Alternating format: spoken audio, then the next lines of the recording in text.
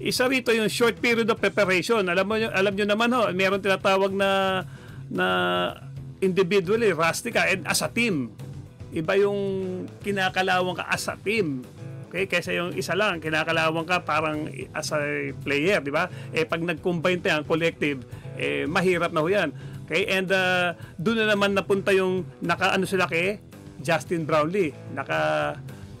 Nakasampa na naman sila kay Justin Brownlee. Hirap na hirap po yung ating player, yung ating import, no, si Justin Brownlee. So siguro magiging adjustment na nakikita ko, okay?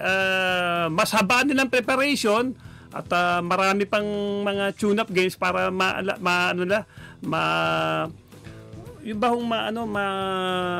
gumanda ang karakter, gumanda ang teamwork nila. Okay? Especially maglaro sila sa ibang sa preparation, maglaro sila sa ibang countries wherein mayroong mga pressure defense. Okay?